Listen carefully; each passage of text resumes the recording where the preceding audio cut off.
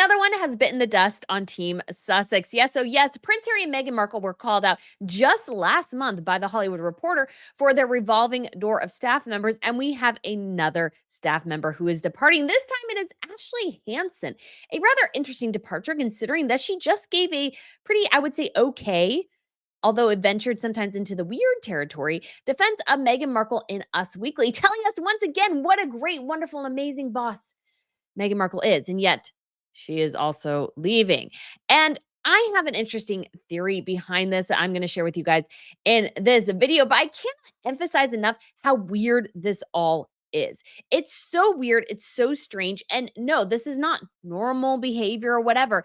This is a weird aspect of the business side going on here. And I think, again, shows that things are not good behind the scenes for Team Sussex. They cannot deny that.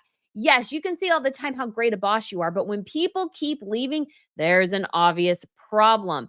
And again, I don't think the exit is as amicable as they would like you to believe. So we will dig into this today, looking at a couple of different pieces and the quotes and what are they saying and not saying, because obviously, PR is all about spin, and I think there's a lot of spin going on here. But if you guys haven't been to Royal News Network before, hello, my name is Brittany. I provide you compelling royal commentary. So if you guys want to hit that subscribe button, I would absolutely love it. I think it would be fantastic and amazing to have you back. And I've also been thinking recently, obviously, as well, of the big flooding that happened in Western North Carolina around the Biltmore, up in the mountains there. And it has been so immensely damaging. I had actually been thinking for a long time that if I was going to do it like a stateside meetup, it would be really cool to do it in Asheville, North Carolina, because that's where the Biltmore is. And when it comes to like seeing royalty here in the States, that's about as close as you can get to, let's say, a castle or a palace, because it's very much like that. But of course, they are dealing with the immense damage from the flooding. Thankfully, the Biltmore house itself, which is the largest privately owned home in America, sustained minimal damage, didn't really have any issues. But the front gate, which I have driven through a couple of times, was completely submerged in water. And so many people have obviously been hurt and damaged. So we will do a little bit of a fundraiser here. YouTube allows you to do fundraisers. So down below, there will be a Red Cross fundraiser. So if you guys are interested in donating to that and helping to provide relief to families that have been impacted by this terrible flooding, feel free to go check that out. They are helping those who are in need. So I just thought that had been on my heart for a while because I like the Biltmore. I like going to Asheville. I'd been thinking of going to Asheville this fall just for a little bit of a break and to enjoy the fall foliage. And I will try to get back there just to support tourism a bit once everything is cleared up. But I still think it would be awesome to do a meetup there at some point. So guys, keep that in mind. And if you would like to help with some of the disaster relief there in that area, there is a link down below. And I'm not sure how much I'll put on it, but we'll try to set a goal. And if you guys could do that, that would be fantastic. It all goes through YouTube, which is really great. And so I know there, at least we have probably a couple of followers in that region. So hope you all are safe as well. So this story broke kind of late yesterday. I did a little short on it, but I feel like there's just so much more to this. This is so interesting because Ashley gave again this really, I don't know if you would call it impassioned, like defense of Meghan Markle in Us Weekly just a couple weeks ago. And then yet she's still leaving. So let's pull up this Us Weekly thing. Because again, what we're going to do here is I'm going to flow you through these articles and try to make a case for a theory that I have. But it requires going back through because yes, we've gone over this before, but it's good to revisit because again, we're sort of doing building blocks here. Building blocks here to again, my personal theory. You can agree with it, disagree with it, but I'm going to share with you what it is. So Ashley was quoted quite a bit in this article. And so she talks about, and this I found so weird, and it's good to point out again, that when she had some serious surgery, when I told them, I was met with the kind of concern and care a parent would express if it was their own child. I find that super duper weird. Ashley is a grown adult now with her own business. Harry and Meghan are not her parents. Why? Like, the kind of weird connection there is just a bit odd to me. I was asked what I needed, which is fine, how and if they could help, and was told to take as much time as I needed. Harry and Meghan sent flowers and care packages. That's all fine. But most profoundly to me, Meghan would personally reach out to my husband daily to make sure that we were both okay and had support. It meant so much to him and even more to me. You don't realize how much that kind of kindness and thought means until you need it. So, what I want to point out, number one, is that trying to focus on how kind Megan is, which we'll see a bit in the bits for Ashley and her new business, is something Megan really tries to emphasize that we've heard time and time behind the scenes is sometimes she's not so kind. So she can be kind when it benefits her and not kind at other times. And I also want to point out as well, and she says it was most profound and it was something she appreciated, but I also found it weird and again, reflects to me an unhealthy work dynamic that Megan was reaching out daily to her husband. Why are you reaching out daily? If I had surgery and I've had 2 pretty big surgeries, I would want to be left alone for the most part. Why are you calling me? I don't need your help. I'm a grown adult. I have a husband here, or I have family or whatever. I don't need you contacting me incessantly to see how I'm doing. Because to me, that might signify a bit of pressure that she was pressuring Ashley to come back in, seeing how she was doing, seeing when she would be back. I just don't find that particularly healthy, nor do I find it reflective of a good manager.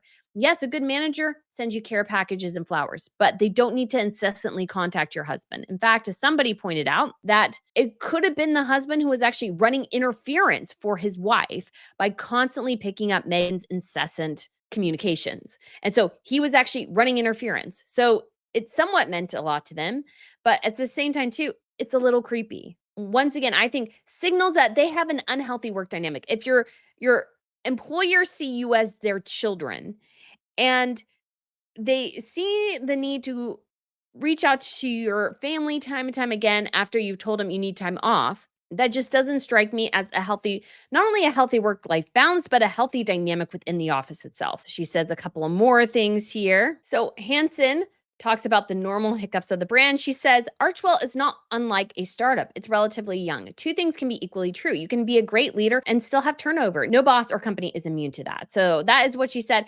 But I feel like that's somewhat untrue. This is not really even a startup. Like, it's not anything. The problem with Archwell and Harry and Meghan overall is that they have no overarching vision.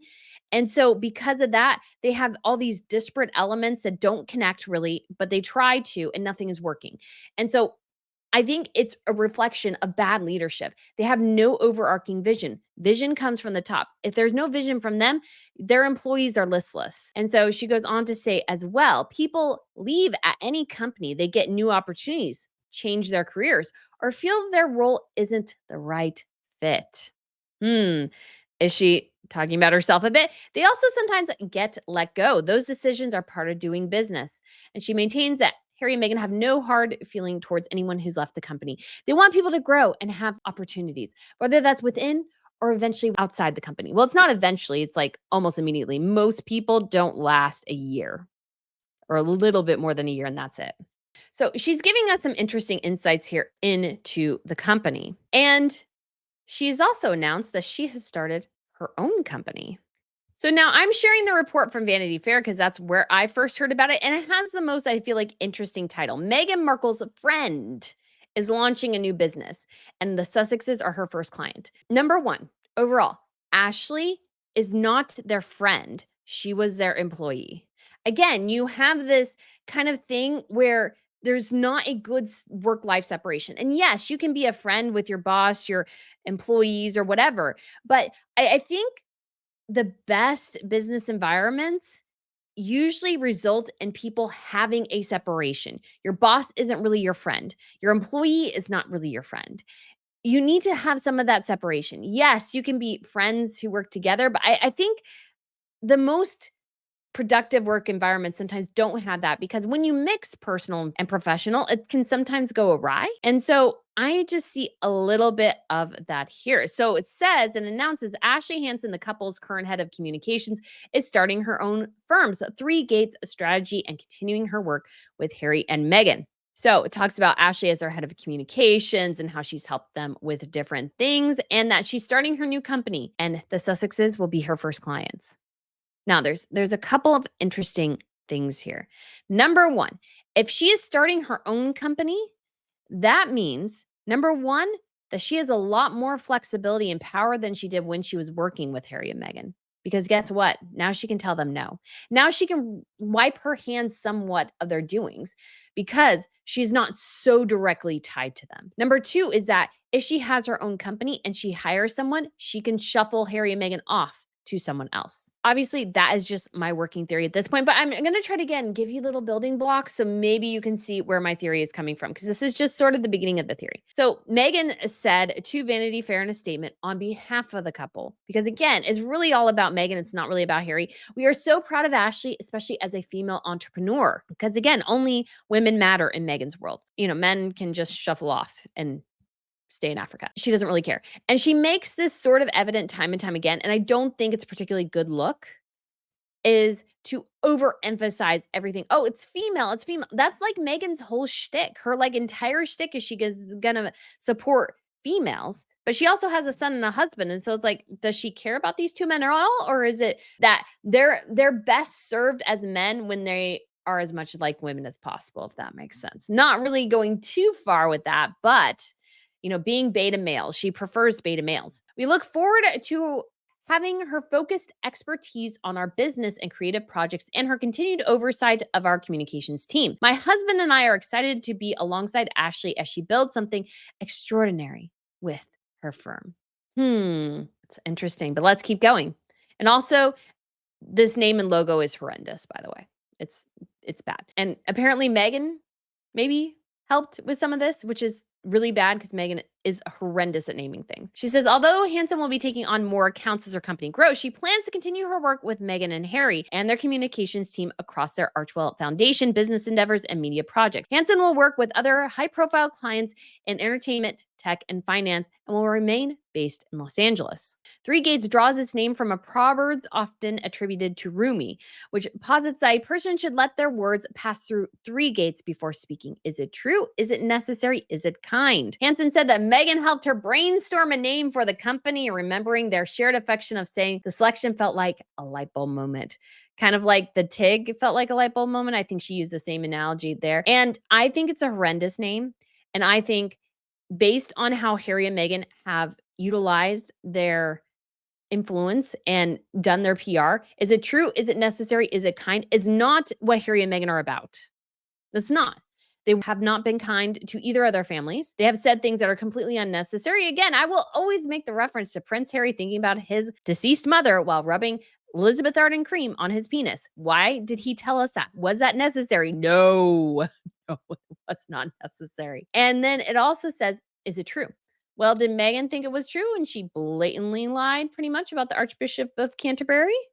And again, this is somewhat why we have like a series of basically lies, misinformation, half truth from Meghan Markle. So anytime I see some things like this, I take them with a grain of salt because we know Meghan likes PR. She is paid through the nose for PR over the years. And I think that's actually where the vast majority of her money went, was to PR. And this is another reflection of that. So do I believe this glossy nonsense? No, I do not. And again, gonna give you why. I know I'm teasing it, but let's still build. But again, oh man, if Meghan helped you, Meghan should never help anybody name anything. I mean, even her kids' names are bad. I think like every time I think of Archie, it's like, really, Archie? Like you have the pantheon of names connected to British monarchs or Scottish monarchs. You got Alexander, Stephen, like you got these like Richard, like these rich historical connection names, and you go with something pedantic as Archie. Like it is awful, awful. Anyways, I like the historic old world names. I think they're great. So anyways, it says the Rumi reference is also an homage to Hansen's Persian heritage, as the poet lived in the 13th century Greater Iran, which was called Persia at the time. In 2022, Hansen was present when Meghan gave a speech bringing attention to Iran's women life freedom movement, wearing a t-shirt with its name in Farsi. Has Meghan done anything since? No. Don't think so. And I actually did have somebody once on my live stream said, which I thought was so sweet, that this channel, they were from Iran and they enjoyed this channel because it gave them a little bit of a break. So if you are still watching, I hope you still are enjoying it, and that sometimes that I know life in certain countries can be very difficult. But if this gives you some reprieve, it's just kind of a guilty pleasure type of thing. Sometimes we all do need those escapes. So I totally understand. It says since relocating to the US in 2020, Meghan has been investing in women owned businesses, and she considers Hansen's new venture part of her growing portfolio. So she's a direct investor. Keep that in mind. She is direct investor. Ashley probably could not start without Meghan's investment, which also includes accessories brand Assesta Collective, beverage brand Clever, and more, which she doesn't really tell us about. And she's also horrible at investing in things. These are both, I think, horrible investments, to be quite honest, and they probably won't produce good dividends. If you look at good investors, like watch Ryan Reynolds. And I guess apparently somebody was saying on some sort of live stream the other day that Ryan Reynolds owns some sort of PR agency that keeps track, or marketing agency that keeps track of what is growing and trending and everything, and jumps on those things all the time. I'm like, man, that is good. Meghan just does not strike me as a good business person. She doesn't strike me as that at all. She doesn't even strike me as a creative. And you either need creativity or a business sense in Hollywood. I don't think she has either. And also, got to think too, will she pass on investing in a male owned company that could result in a lot more money because, oh, I only want to invest in female led companies? Smart Business says, yes, you can make whoever is running it a factor in who you invest in, but good business people don't care who's at the top as long as they're good. So again, just something of note. Since April, the Duchess has also been teasing the launch of her own lifestyle brand, American Riviera Orchard, also horrendous name, with sneak peeks at future wares, including gift baskets with jars of strawberry jam, which is the dumbest first product I could possibly think of. In addition to her work on Archwell's charitable endeavors, Hansen will also work with the Duchess on the business and her other creative projects. Again, Hansen has to. Hansen needs Meghan's money to start her company. So now she's beholden to Meghan. Now, granted, yes, she still has more control. She can still maybe shuffle Harry and Meghan's issues off to somebody else, but she is also now tied to Meghan Markle forever because Meghan Markle is going to want her money back. So is this good for Hansen? I don't know. Hansen told Vanity Fair her new venture will build on the work she has already done to support the couple. It came about after I was approached by other clients seeking high quality counsel I have provided to the Sussexes. Harry and Meghan's PR is horrendous. Ashley would not be the first person personally I would reach out to if I was like high up there and I'd say, oh, who does really good PR? Harry and Meghan's team? No, no, no. I would even argue the palace isn't great. I would argue, I mean, at least one of the best in terms of social media presence and everything is the Spanish. I love that they have their own YouTube channel, post all their own engagements themselves. Great thing to do. I think Harry and Meghan's PR is awful, to be quite honest. But I think it's partly comes from really, really difficult clients.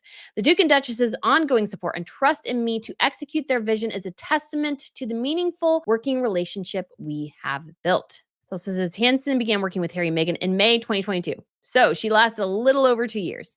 And we have a little bit of tidbit about, again, what might be going on. Following a career in communications that include roles at UTA, United Talent Agency, and at Perna Pictures and Universal Filmed Entertainment Group. During her time with the Archwell team, she oversaw communications during a particularly historic and tumultuous time for the couple, including the 2022 death of Queen Elizabeth II and the coronation of King Charles, which, again, I all think were pretty much failures in terms of PR strategy. Especially because Harry could have visited his grandmother the day before her death. He chose not to. Bad PR move. Just saying. But of course, this story got around to the trades as well because Ashley needs more clients.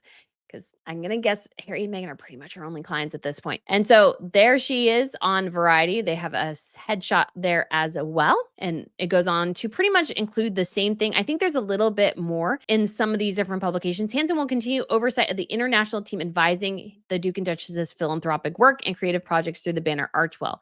She'll also work closely with the Duchess on new business ventures. Three Gates will represent high-profile individuals and institutions across entertainment, tech, and finance. So this adds a little bit more to her resume. Hansen began her career as a producer at Good Morning America in New York. She later transplanted to the West Coast and served as the longtime comms head for Megan Ellison's Annapurna Pictures. She later served as communications head at United Talent Agency before a stint at Universal Pictures as a vice president for the Filmed Entertainment Group. She resides in Los Angeles with her animator husband, Todd. Oh, wow. You had those careers. Why would you go work for Harry and Meghan? That's my question. Why would you go to work with Harry and Meghan? Okay, so here is the next article. Harry and Meghan's comms chief Ashley Hansen launching Three Gates strategy. I think there's a longer quote here from Ashley too. That's maybe a little different than what we had in the other piece. So it talks about the other members of Harry and Meghan's comms team.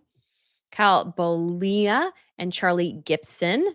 And so she said, Hansen, I'm incredibly grateful to the Duke and Duchess for their continued trust. Their unwavering support and belief in my new firm has been meaningful and is a testament to their leadership. Leadership again. I knew when they first hired me that they were giving me the opportunity of a lifetime, and I couldn't be happier to continue working together. Don't know why you would go from working as a vice president at Universal to working with Harry and Meghan. Like, not really a great strategy. But Ashley has told us why she's leaving. She's setting up this new firm. Meghan is an investor, and they will continue to work on projects together, including business ventures. But is that really everything going on? I would argue no. My personal theory is you have listened to all that. I have your opinions one way or the other, and this again is just my theory. I just reported what they were reporting, but now here is my interpretation of what I think is going on. I think Ashley 100% contributed to the Hollywood Reporter article. I think she knows what Meghan Markle is like behind the scenes. And I think what is happening here is that Ashley's getting somewhat a sweetheart deal from Harry and Meghan. She is able to now go and start her own firm, which it seems like she wants to do. And at the same time, she is also, by her own volition, remaining quiet about what happened behind the scenes because she's getting investments. She gets to maybe continue working with Harry and Meghan to see where this goes. I mean, obviously, Harry and Meghan don't have anything. I always think it's so funny. She's like so proud to continue with their work. And I'm like, what work? They've lost tens of millions of dollars already because of sheer incompetence in content creation. So I don't know what else the two of them are going to like. They have no business. They just basically flit around from thing to thing. Anyways, so she gets to continue to do whatever the heck they do. If any of that ever produces any sort of dividends, I don't think it's going to. And both sides get to look good here. Ashley gets to look good. She gets the promotion and also gets some attention on her to grow her business. Meghan Markle continues to look good as an employer and as a supporter of women. And so why do I think that this isn't the whole story? And somebody rightly pointed out to me, and I want to make sure I recognize them. This was Pammy O on Twitter. She was the one who shared this story, and I remember seeing it. And I actually printed this story out because it disappeared like the same day. I was like, this is so weird. I remember reading this story, like what happened to this story. And so the story went away, but the story you can still find on the Wayback Machine. And it gives us a different picture because you remember Ashley was complimentary of Harry and Meghan. A little creepy, but complimentary. And now she's getting her own firm with Meghan Markle's financial backing. But again, what about the Hollywood Reporter? Because it definitely plays in here. They're also not reporting on the story, which is really interesting. So let's go ahead and take a look. This again is from the Times of London, very reputable publication. And so it reported last year. So you'll see the day here, Saturday, December 23rd, 2023. It reported that Ashley Hansen was leaving. This entire article is about Ashley Hansen. She's wanted out of there for at least over a year. She's wanted out for over a year. And she finally was able to extricate herself from the situation. So that is Ashley right there. So let's go ahead and look into this. Because again, this is older now, but also I think very relevant. So it says the Duke and Duchess of Sussex are to part company with their global press secretary, who will be the fifth senior staff member of staff to leave the couple in the past year. Ashley has been with them since May 2022 and has gone through obviously the Queen's death, the publication of Spare, Netflix, all this sort of stuff. So it says a source reported to the Times of London, again, Ashley has been putting the feelers out for doing some freelance work on her own, which matches with the idea of she's been having people interested in her representing them. It hasn't worked out with Harry and Meghan. She is really good and highly rated by their team. It's just the clients don't always listen to the advice. Where have we heard that before? We have heard that in the Hollywood Reporter piece. I will pull it up in a second. But we have heard that just recently. So let's look at Hollywood Reporter here real quick. Again, why do people keep quitting on Harry and Meghan? It says Hollywood overall. But it goes down here to a quote who says, she belittles people. She doesn't take advice. They're both poor decision makers. They change their minds frequently. Harry is very, very charming, no airs at all, but he's very much an enabler, and she's just terrible. So in 2023, it had been reported that Ashley Hansen, a source close to her, claimed that Ashley was putting out feelers because it didn't work out with Harry and Meghan and they can't take advice. And then we get this Hollywood Reporter piece 9 months later saying she belittles people, she doesn't take advice. Just saying there's an interesting connection there. So it talks about Hansen as our communications chief. The stance that Harry and Meghan took with zero engagement with the media shifted towards a more collaborative approach with some publications. During the Sussex's attendance at the Invictus Games, Dusseldorf in September, tabloid journalists were included on a media WhatsApp group with their communications team. They were regularly briefed on the couple's activities, Meghan's outfits, and the detail that she did her own hair and makeup while in Germany. And Meghan wanted those things done that, she did her own hair and makeup. Hansen replaced Toya, who was the Sussex's head of communications for 11 months, July 2021 to May 2022. So again, very short tenures here. Ashley also only lasted a little over 2 years, having previously worked as their press secretary and global communications secretary. Holness, a former footballer, also did a stint with the New York Education Department, is now vice president of communications at Activision Blizzard, a video game company based in California. So they had another head of communications, Christine Shermer, former media chief at Pinterest, who lasted 9 months from October 2020 to July 2021. And then she left to become a senior advisor to the couple. This is how people kind of exit.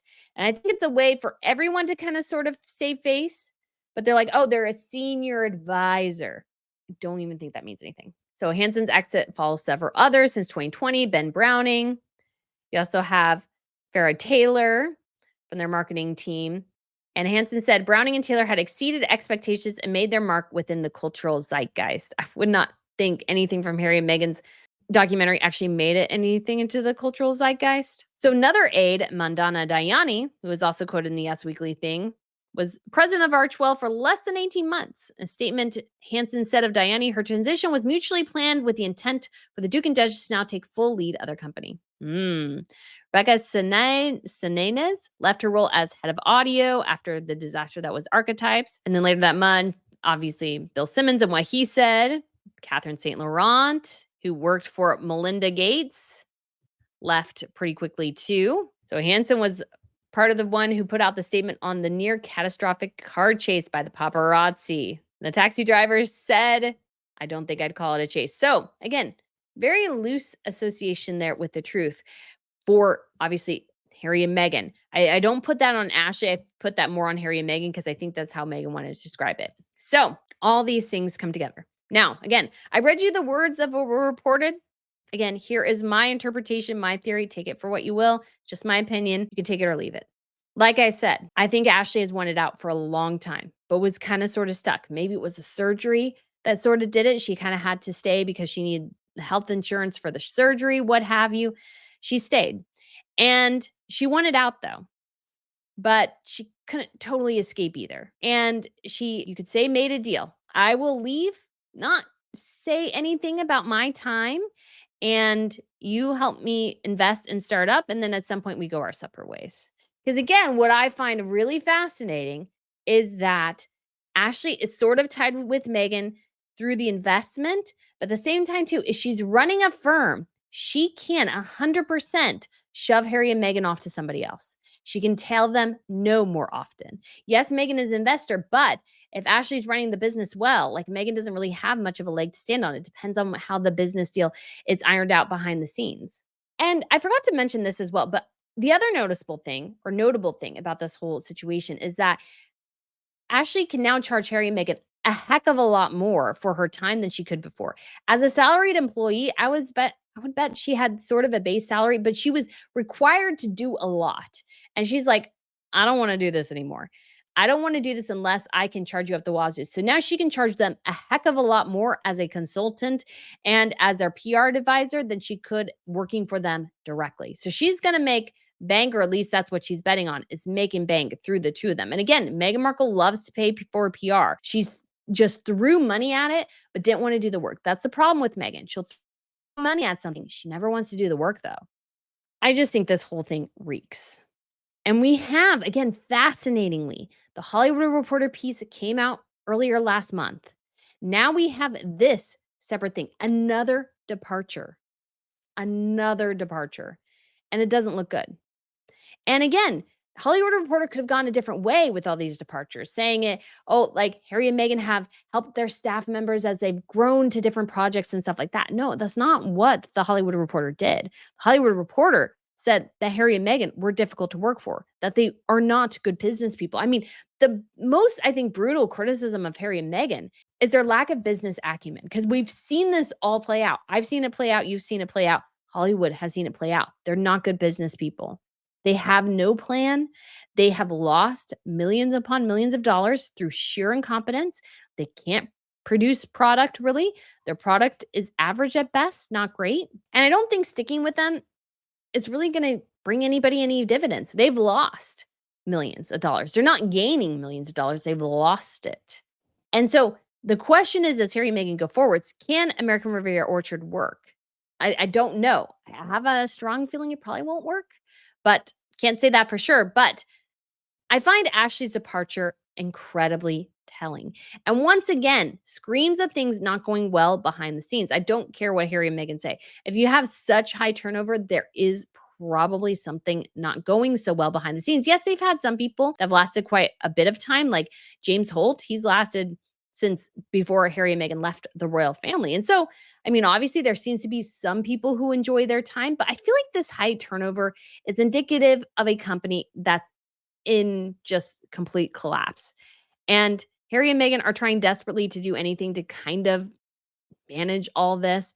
But I think people, high profile people, people who have extensive experience like Ashley, going into the camp of Harry and Meghan, I mean, I can't see how it really has helped her all that much, to be honest, because you don't gain that much working with them. They're just kind of fools and everyone sort of knows it. So, guys, let me know what you think of my theory. Let me know what you think of this latest stash departure. And I have to ask again, because this deserves to be asked so many times. If it's so great to work with Harry and Meghan, why does everyone keep leaving? So, guys, let me know what you think of this video. Thank you so much for watching, and I shall see you soon. Bye.